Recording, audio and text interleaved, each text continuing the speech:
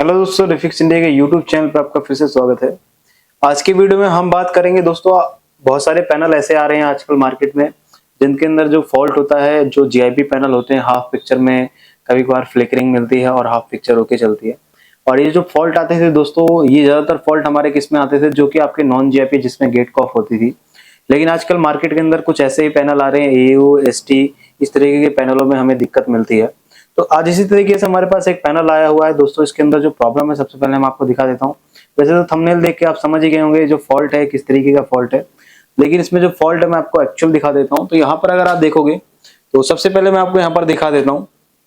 तो जैसे ही मैं यहाँ पर सेट को ऑन करता हूँ, और ये मेरे पास तोशिबा कंपनी का सेट है, और जैसे मैं यहाँ पर इसको ऑन करता हूँ, ऑन करने पर भी देखोगे तो यहाँ पर हमारी लाइट जल चुकी है, और यहाँ पर देखोगे तो हल्का हल्का से यहाँ पर बारिंग स्टार्ट हो गया है, और ये मूविंग बारिंग होता है। और इसमें दो फॉल्ट हमें देखने के लिए मिल रहे हैं कहीं ना कहीं। तो इसमें अगर मैं आपको यहाँ पर दिखाऊं, फॉल्ट को क्लियर करने की कोशिश करूं, तो इस तरीके के जो फॉल्ट होते हैं दोस्तों, इसको हम बोलते हैं वर्टिकल बार का फॉल्ट।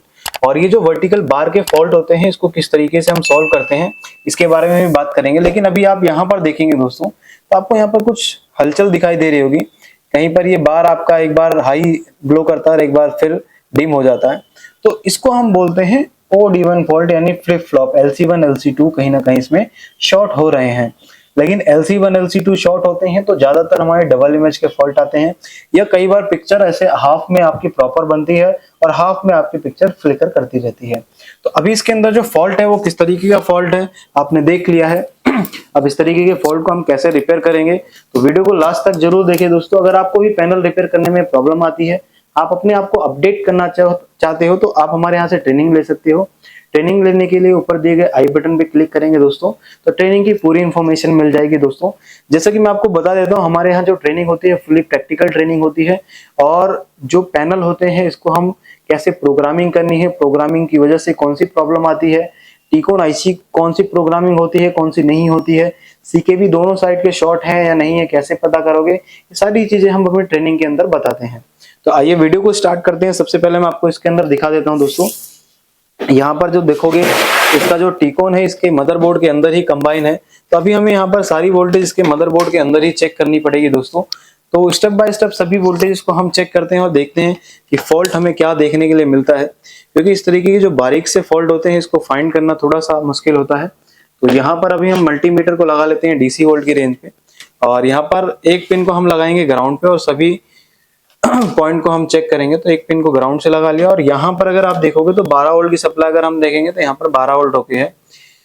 अब 12 वोल्ट ओके होने के बाद यहाँ पर अगर हम देखते हैं तो इसमें अलग अलग यहाँ पर मॉसफेट वगैरह लगे रहते हैं। तो यहाँ पर एक मॉसफेट वगैरह लगा है हमारा, ये मॉसफेट हमारा 5 वोल्ट का है। तो उसके बाद यहाँ पर देखेंगे अलग अलग बक कन्वर्टर वगैरह होते हैं। तो इस बक कन्वर्टर पे अगर मैं देखता हूँ, तो यहाँ पर देखोगे मुझे अभी जो वोल्टेज मिल रही है, कितनी वोल्टेज मिल रही है, अभी आप देखो यहाँ पर 3.3 वोल्ट मिल रही है। अब ये 3 वोल्ट की जो वोल्टेज होती है दोस्तों, ये जाती है हमारी इस DC टू DC IC के अंदर। ये जो DC to DC IC company use करती है, ये AU कंपनी का पैनल है इसके अंदर। तो यहाँ पर अगर आप पैनल नंबर देखना चाहते हैं तो दोस्तों मैं आपको यहाँ पर पैनल नंबर दिखा देता हूँ।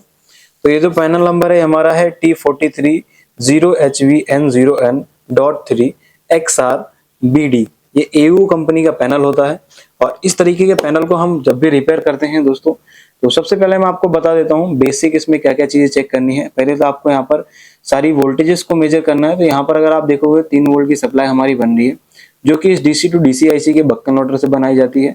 अब DC IC से 3 वोल्ट बनने के बाद ये जाते हैं टीकॉन IC, जो कि टीकॉन IC हमारे इस प्रोसेसर के अंदर ही कंबाइन होती है इस तरीके के टीकॉन में। और कई बार हमें इसको मॉडिफाई करना पड़ता है, तो इसकी जगह कौन सा कन्वर्टर यूज करना है, क्या मॉडिफिकेशन करनी है, क्या फाइल यूज करनी है, तो ये सारी चीजें हम अपने ट्रेनिंग के अंदर बताते हैं। तो यहाँ पर अगर हम बात करते हैं तो एक डायोड लगा है।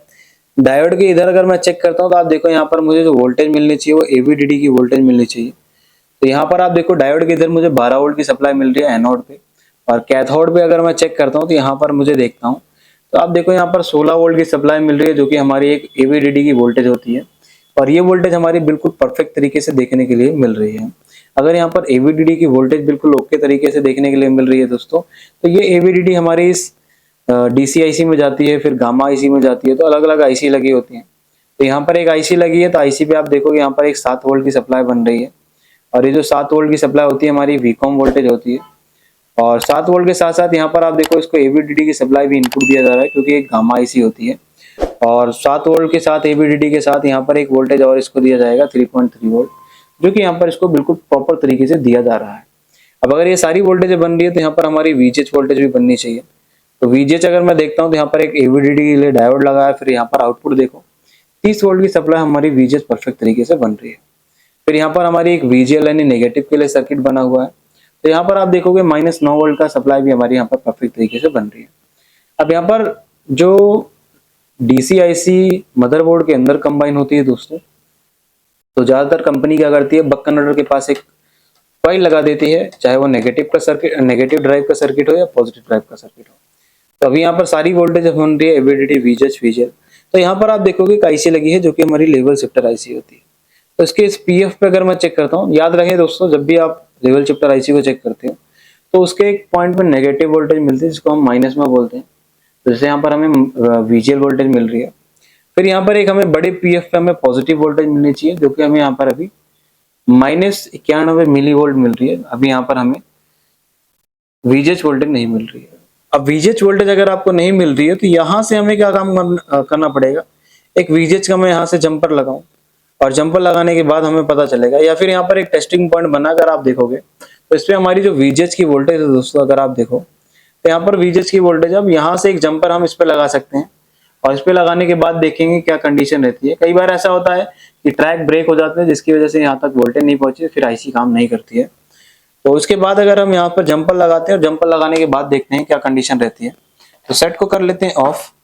और सेट को ऑफ करने के बाद अभी क्या है कि सबसे पहले अभी हम जंपर लगाएंगे, और जब भी हम जंपर को लगाते हैं तो हमें पेस्ट का यूज करना है। तो सबसे पहले मैं यहाँ पर थोड़ा सा बहुत हल्का सा पेस्ट का यूज करूंगा। कुछ इस तरीके से मैं यहाँ पर टेस्टिंग पॉइंट पे इस पेस्ट का यूज कर रहा हूँ, और यहाँ पर इस VGL को मैं दूंगा, सॉरी VGH को मैं इस पर ज्वाइन करूंगा। और जब भी आप इस तरीके से काम करते हो दोस्तों, तो आपकी हैंड स्किल अच्छी होनी चाहिए, प्रॉपर तरीके से होनी चाहिए। तो इसको मैं यहाँ पर फटाफट से जोड़ लेता हूँ। तो इसको यहाँ से थोड़ा सा हमने यहाँ पर इसको लगा लिया ऐसे, और फिर ये लगा लिया, और ये लगा लिया। तो अब यहाँ पे हम एक जंपर जोड़ेंगे। जंपर जोड़ने के बाद हमें कंफर्मेशन होगी कि हमारा जो पैनल है वो रनिंग कंडीशन में है, या फिर उसमें और चीजें हम क्या कर सकते हैं, इसके बारे में हम देखेंगे। तो जब भी एक सीक्वेंस से पैनल को रिपेयर किया जाता है तो सभी पैनल रिपेयर हो सकते हैं दोस्तों, और आपको सीक्वेंस पता होना चाहिए। अगर आप हमारी वीडियो देख के पैनल को रिपेयर करते हो और हमारी वीडियो पसंद आती है तो चैनल को सब्सक्राइब करें दोस्तों, और हमारे वीडियो में कमेंट करें, जिससे हमें पता चले कि आप भी हमारे व्यूअर हो। तो यहाँ पर क्या है कि सबसे पहले अभी मैं एक वायर ले लेता हूँ छोटी सी। तो इस तरीके से आपको एक वायर ले लेनी है छोटी सी। इसको यहाँ से हमें पूरा प्रॉपर तरीके से इसको यहाँ पर इसमें सोल्ड वगैरह करना है। उसको हम यहाँ से सोल्ड करेंगे कुछ इस तरीके से पेस्ट वगैरह लगा के।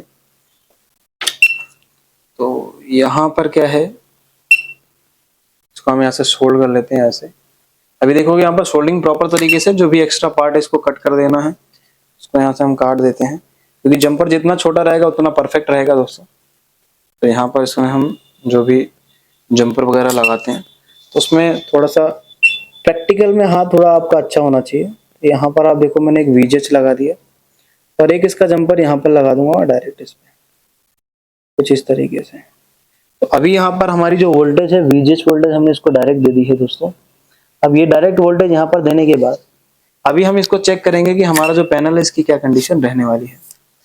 तो वोल्टेज देने के बाद अगर वोल्टेज ड्रॉप हो जाती है या अभी भी कंडीशन सेम रहती है तो हमें लेवल शिफ्टर IC को चेंज करना पड़ेगा। तो यहाँ पर क्या है कि जैसे मैंने यहाँ पर इसको वोल्टेज दिया, वोल्टेज देने के बाद सबसे पहले वोल्टेज को चेक करेंगे, फिर इसके बाद पिक्चर पर। अभी आप देखो यहाँ पर वोल्टेज स्टेबल है, यानी कि हमारी इस लेवल शिफ्टर के अंदर वोल्टेज चली गई। अब यहाँ पर सबसे पहले हम पिक्चर की कंडीशन देखेंगे दोस्तों, कि हमारे पास जो पिक्चर है इसकी क्या कंडीशन हमें मिल रही है। तो अभी आप देखोगे यहाँ पर पिक्चर तो बन गई है, लेकिन अभी हमें यहाँ पर कुछ प्रॉब्लम देखने के लिए मिल रही है कहीं ना कहीं। उसमें आप देखोगे अभी यहाँ पर हमारी एक सेकंड के लिए फ्लिप फ्लॉप हमें ओड इवन देखने के लिए मिल रहा है, और हाफ में पिक्चर बिल्कुल ओके है, और हाफ में यहाँ पर कुछ इस तरीके से लाइनिंग है। तो इस तरीके से फॉल्ट हमारे आजकल देखने के लिए मिलते हैं। तो इस फॉल्ट को कैसे रिपेयर करना है आज की वीडियो में हम बात कर रहे थे। तो देखिए हम बात करते हैं अभी सबसे पहले। तो जब भी हम इस तरीके के फॉल्ट का रिपेयर करते हैं तो सबसे पहले हमें LC1 LC2 के रेजिस्टेंस को कंफर्म करना है। अब LC1 LC2 के रेजिस्टेंस को कंफर्म करने के लिए सीधा DC वोल्ट की रेंज पे मीटर को सेट करो और यहाँ पर LC1 LC2 के रेजिस्टेंस को आप यहाँ पर चेक कर लो। तो यहाँ पर अगर मैं चेक करता हूँ तो ये हमारा LC1 का रेजिस्टेंस है और इसके पास ही अगर मैं देखता हूँ तो यहाँ पर ये LC2 का रेजिस्टेंस है। तो इन दोनों रेजिस्टेंस को दोनों साइड से हमें गेट लाइन से ओपन करना है और दोनों साइड से गेट लाइन ओपन करने के बाद फिर मैं आपको रेजिस्टेंस दिखाता हूँ। तो अभी आप देखोगे दोस्तों यहाँ पर मैंने इन दोनों रेजिस्टेंस को ओपन कर दिया है जो कि हमारी LC1 LC2 की थी और इस साइड से भी हमने यहाँ पर इसको ओपन कर दिया है LC1 LC2 को। जैसे अभी हमने ओपन करा, ओपन करने के बाद अगर हम इसको पावर देखते हैं क्योंकि अभी हमारी पिक्चर सही नहीं बन रही थी, और ओपन करने के बाद अगर आप देखोगे तो यहाँ पर हमारी जो पिक्चर है बिल्कुल परफेक्ट तरीके से बन रही है और इसमें हमारी जो लाइनिंग है कोई भी लाइनिंग नहीं मिल रही है, यानी कि थोड़ा सा हम वेट करते हैं और देखते हैं क्या कंडीशन हमारी पिक्चर की रहती है। तो अभी आप देखोगे इसमें जो पैनल है इसमें प्रॉपर तरीके से चल रहा है, कोई भी लाइन नहीं आ रही है। तो अभी आप देखोगे यहाँ पर हमारी जो पैनल है बिल्कुल ओके है, इसमें कोई भी स्कैनिंग लाइन नहीं है, कुछ भी नहीं है। तो इस तरीके से दोस्तों आप भी किसी भी पैनल को आसान तरीके से रिपेयर कर सकते हो। अगर आपको वीडियो पसंद आए हो तो वीडियो को लाइक करें, शेयर करें और चैनल को सब्सक्राइब जरूर करें। Thank you friends.